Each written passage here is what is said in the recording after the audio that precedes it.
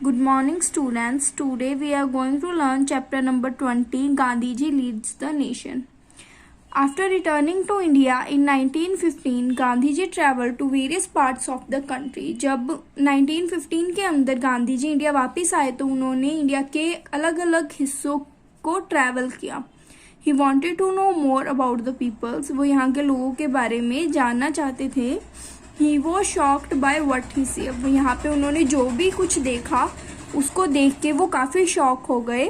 Most people were poor. ज़्यादातर जो लोग थे वो पुअर थे, गरीब थे. Social evils like the caste system kept the people divided and backward. अब जो कास्ट सिस्टम यहाँ पे एक सामाजिक बुराई थी कास्ट सिस्टम की, वो फैली हुई थी जिसकी वजह से जो पीपल से वो डिवाइड हो गए थे अलग अलग हिस्सों में. Gandhi ji was very sad to see that people of low caste were considered untouchable and were treated very badly. अब जब गांधी जी ने देखा कि जो लो कास्ट के पीपल्स हैं उनको अनटचेबल, मतलब उनको अगर वो किसी को हाथ लगा देते तो उसको भी वो अशुभ मानते थे और उनको बहुत गंदे ढंग से ट्रीट करते थे. He realized that to unify the peoples of India, the social evil had to be removed. अब उन्होंने ये देखा कि लोगों को एक साथ लाने की और जो सोशल इवल सामाजिक बुराइयां फैली हुई हैं इनको खत्म करने की बहुत ज्यादा जरूरत है.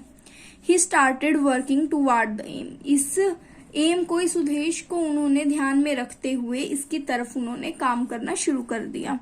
He called the untouchable Harijans means people of God. अब जो लोग लो कास्ट के थे, जिनको दूसरे लोग हाई कास्ट के लोग जिनको अनटचेबल बोलते थे, उनको गांधी जी ने नाम दिया हरिजन्स का, जिसका मतलब है people of God. He quickly won the support and respect of the common people of India. जल्दी ही उनको सपोर्ट और रिस्पेक्ट मिल गया था जो आम आदमी थे इंडिया के उनका. The Rowlatt Act and the Jallianwala Bagh Massacre. You have read that after World War I ended, the British became harsher towards Indians. जैसे कि हमको पता है जब वर्ल्ड वार फर्स्ट है जो वो खत्म हुई थी तब ब्रिटिश लोग इंडियंस के खिलाफ और भी ज्यादा हार्शर हो गए थे. They imposed fresh taxes and passed new laws to surprise Indians. अब उन्होंने नए टैक्सेस लगाना और नए लॉज निकालना शुरू कर दिया था जो कि इंडियंस को काफी सरप्राइज कर जाते थे. This was a time when Gandhi ji launches his satyagraha movement. इसी टाइम पर जो गांधी जी ने सत्याग्रह मूवमेंट चलाया था in India. Satyagraha as you know is a non-violence method of protest against any form of injustice. जो सत्याग्रह आंदोलन था, मूवमेंट था, सत्याग्रह मूवमेंट, वो नॉन वायलेंट मेथड था किसके खिलाफ? इनजस्टिस के खिलाफ जो कि ब्रिटिश लोग कर रहे थे. इन 1990 the British passes new act called the Rowlatt act. अब 1919 के अंदर ब्रिटिश लोगों ने एक नया लॉ जो था उसको लॉन्च किया जिसका नाम था रॉलेट लॉ. कब लॉन्च हुआ था ये? 1919 में. Under these laws they could arrest anyone without a trial. अब इस एक्ट के अंदर वो किसी को भी कभी भी अरेस्ट कर सकते थे. Gandhi ji asked the people to oppose the law. Gandhi ji ने इस लॉ को अपोज करने के लिए कहा लोगों को. Demonstrations and meetings were held all over the country. अब सारी कंट्री के अंदर जो मीटिंग्स थी वो होनी शुरू हो गई इस लॉ के against. Gandhi ji satyagraha movement now had million of followers. अब जो सत्याग्रह मूवमेंट था बहुत लोगों ने उसको फॉलो करना शुरू कर दिया.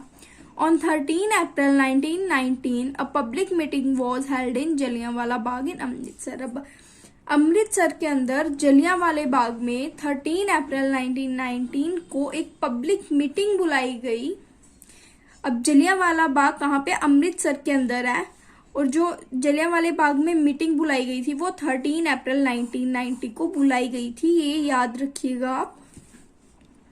It was attended by about 10,000 men, women and children. जब जो ये मीटिंग थी इसके अंदर 10,000 तक मैन, वुमेन और चिल्ड्रंस आए थे. On the order of General Dyer, the British soldier blocked the only exit that the park and fired for 10 minutes into the unarmed crowd.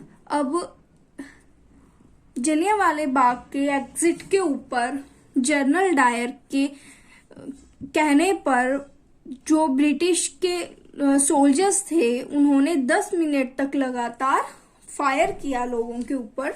1000 were killed और इंजर्ड. हजारों लोग थे जो वो मर गए और काफी लोग इंजर्ड हुए.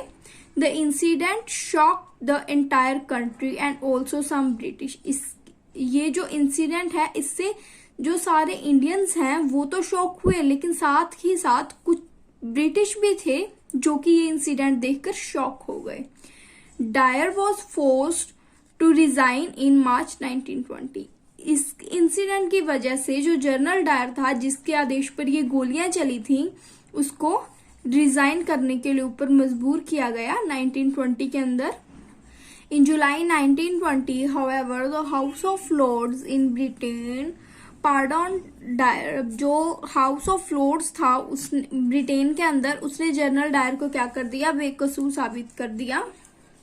The non-cooperation movement, the shootings and the British government's attitude convinced Gandhi ji and the people of India that India must become independence. ये जो शूटिंग्स थी, ये जो शूट हुआ और जो ब्रिटिश गवर्नमेंट का एटीट्यूड था उसको देखकर गांधी जी और इंडिया के जो लोग थे उनको यह एहसास हुआ कि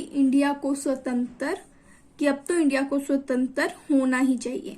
Gandhi ji now launched the non corporation movement. अब नॉन कॉपरेशन मूवमेंट जो था गांधी जी ने वो शुरू किया. He asked the peoples of India not to cooperate with the British. अब गांधी जी ने इंडिया के लोगों को कहा, इंडियंस को कहा कि वो ब्रिटिश लोग हैं उनके साथ कोऑपरेट ना करें. Indian working for the British government resign. अब जो इंडियन लोग थे जो ब्रिटिश गवर्नमेंट के लिए काम कर रहे थे उन्होंने रिजाइन दे दिया. जो लॉयर्स थे उन्होंने कोर्ट्स को बायकॉट किया.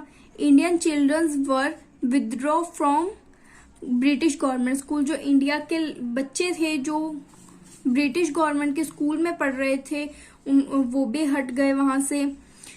Through out the country man women and children sat on the streets and block them. अब वो सारे क्या स्ट्रीट्स के अंदर उतर आए और सब कुछ ब्लॉक कर लिया. सारे कंट्री, सारी मैन वुमेन चिल्ड्रन सभी लोगों ने सब कुछ ब्लॉक कर दिया. They refuse to rise even when beaten by the police. वो फिर भी नहीं उठे जब तक चाहे पुलिस ने उनको मारा वो फिर भी वहां बैठे रहे. जैसा कि ये देखिए ये पिक्चर के अंदर दिखाया हुआ है.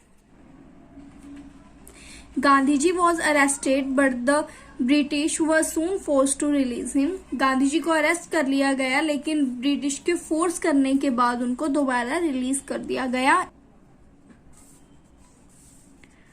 In 1922, the people participating in the non-cooperation movement in Chauri Chaura in Uttar Pradesh become violent. लेकिन 1922 के अंदर जो लोगों ने नॉन कॉपरेशन मूवमेंट के अंदर पार्टिसिपेट किया चौरी चौरा के अंदर वो वायलेंट हो गए. उन्होंने हिंसा करना शुरू कर दिया. They set fire to a police station. उन्होंने एक पुलिस स्टेशन को आग लगा दी. किलिंग 22 पुलिसमैन, जिसके अंदर 22 पुलिसमैन थे वो मर गए. Gandhi ji considered this as a failure of the movement and called it off. इसको गांधी जी ने इस मूवमेंट का फेलियर बताया और इस मूवमेंट को बंद कर दिया. He firmly believe that the movement could not succeed if it was non violent. अब गांधी जी का ये मानना था कि ये मूवमेंट तभी सक्सीड होता अगर ये नॉन वायलेंट रहता. He was arrested by the British and put in prison. दोबारा उनको ब्रिटिश ने अरेस्ट कर लिया और उन्हें प्रिजन के अंदर डाल दिया. During the non violence cooperation movement many young leaders join the freedom struggle among them. अब during the non cooperation movement के दौरान many young leaders join the freedom struggle. काफी जो यंग लीडर्स थे उन्होंने इस फ्रीडम स्ट्रगल को join किया. अमंग दैम वर उसके अंदर जवाहरलाल नेहरू, सुभाष चंद्र बोस एंड मौलाना अब्दुल कलाम आजाद शामिल थे. आज के लिए बस इतना ही. अगर आपको मेरी वीडियो अच्छी लगी हो तो प्लीज़ लाइक और सब्सक्राइब करना मत भूलिए। Thank you.